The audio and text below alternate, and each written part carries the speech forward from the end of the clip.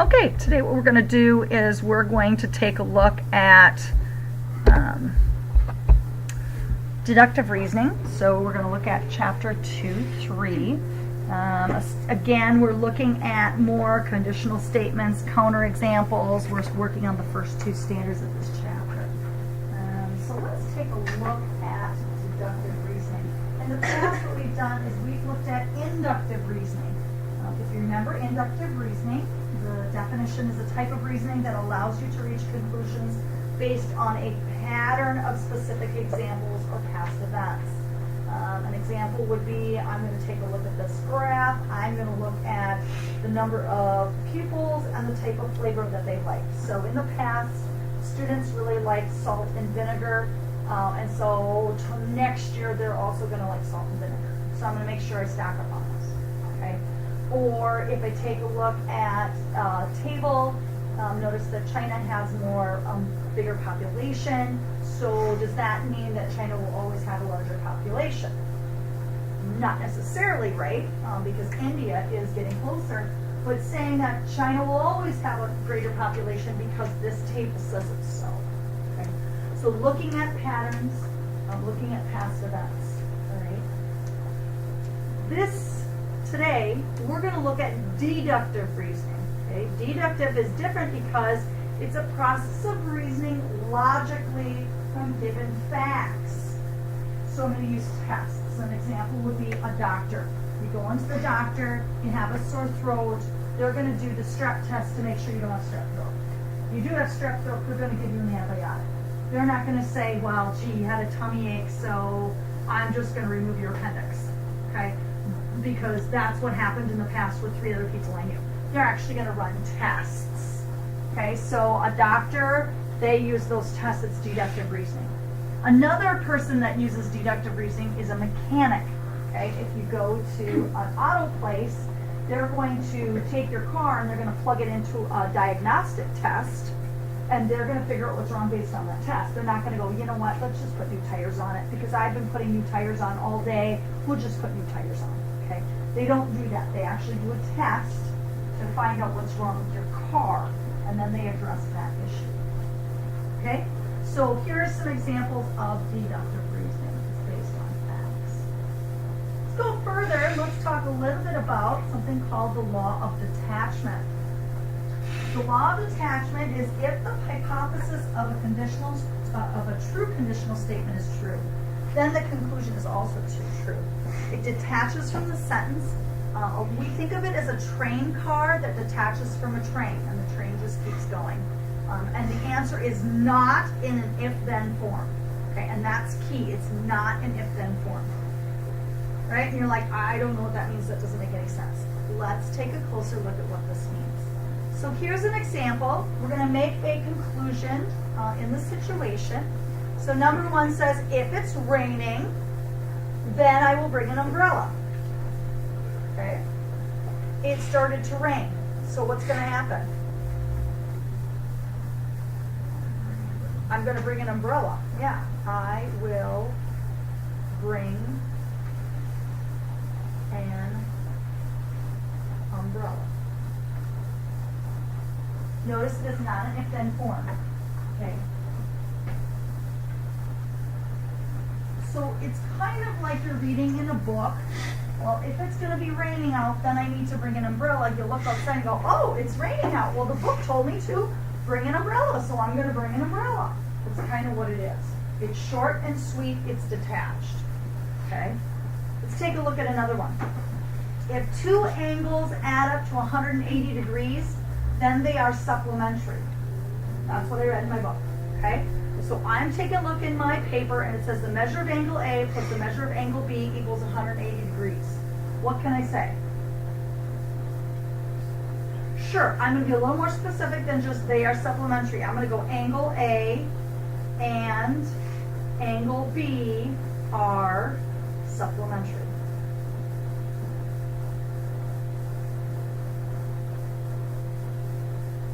Okay. So you just need to be a little bit specific when you're talking about, angle A and angle B. Notice how it's short and sweet. There's no if-then statement. questions? All right, law of detachment, done. We're going to go to law of syllogism. Now, a lot of students get this confused, right? It's not too bad, but they get confused between the two. Law of syllogism is like the domino effect, or I like to call it the Oreo cookie, all right? So I would highlight your papers like I do so you can kind of see what I mean. So I'm going to grab my black highlighter, and you'll notice it says, if I get an A, right, I'm going to highlight that first part black. That's the cookie part, okay? On the very end, it says, then they'll let me stay out late. I'm going to highlight this black. That's the other cookie part, okay? In the middle, I can't highlight white, but I can highlight yellow. Then my parents will be happy, and if my parents are happy. Do you notice that the yellow parts are almost identical? Do you see that? They kind of match. Okay, so this is what I mean when I say the Oreo cookie.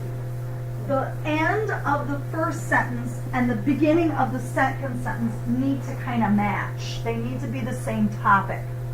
So it's like eating an Oreo cookie. You're going to open up the cookie, you're going to eat out all the middle, the double stuff.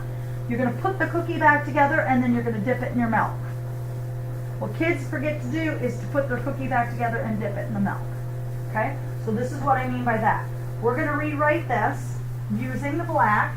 I'm going to put the two ends together. If I get an A, comma, then my parents will let me stay out.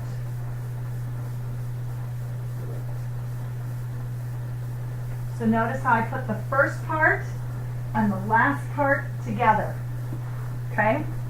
And the two middle pieces, it's like you eat out the middle cookie and you're done with them. Okay. Let's take a look at this one. Sam drives too fast. If Sam drives too fast, then she'll get a speeding ticket.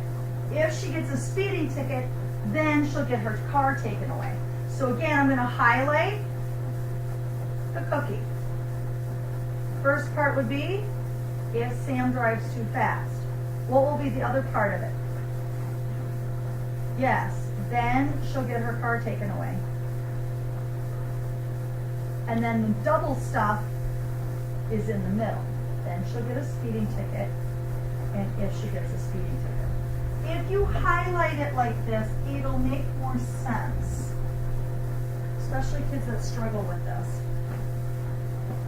Right? And let's go ahead and let's rewrite it. If what?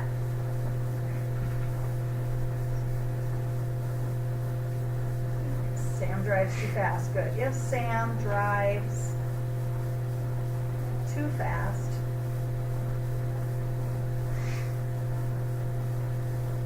then what's going to happen? Yes, good. Then she will get her car taken away. And again, those two middle half sentences need to like be the same. They like need to hook up together. Right? Any questions? Notice it's also an if-then statement. Okay? Just keep going. You can say, well, when are we ever going to use this? That's really stupid, Mrs. Medvick. Like, why? Well, here's an example of something that uses the law of syllogism, and it's in a cartoon form. So let's go ahead and look at it.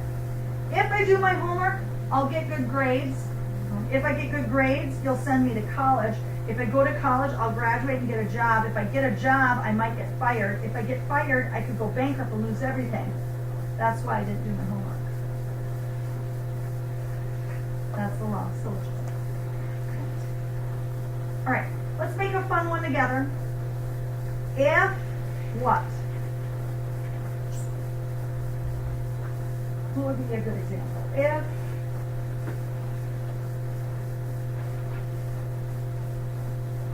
How about if I eat a coconut?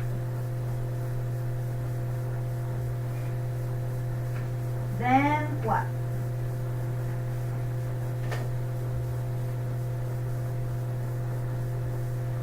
If I eat a coconut, then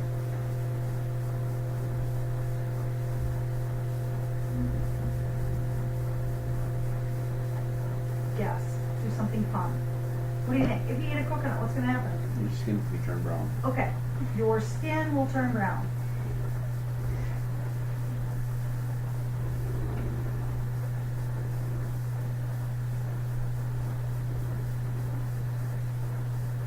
Okay, so this is the first, this is the middle of my Oreo cookie right here. And here's the start of my Oreo cookie. Right, so if, how do I start this next one? If I turn brown. If your skin turns brown, yep, if your skin turns brown, then what?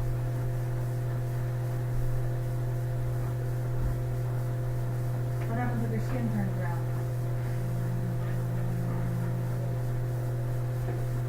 What happens? You'll go to the doctor. You will go to the doctor. Okay, that's the second part of my Oreo.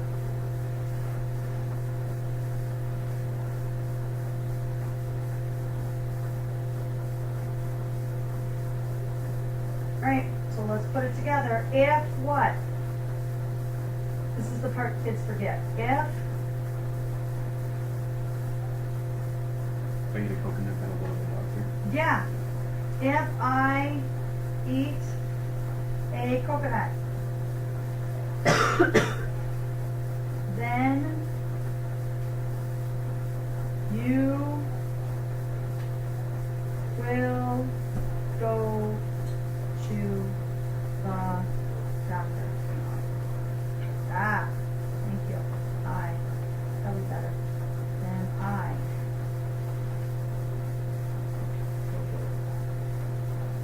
We okay? Yes? No? Maybe?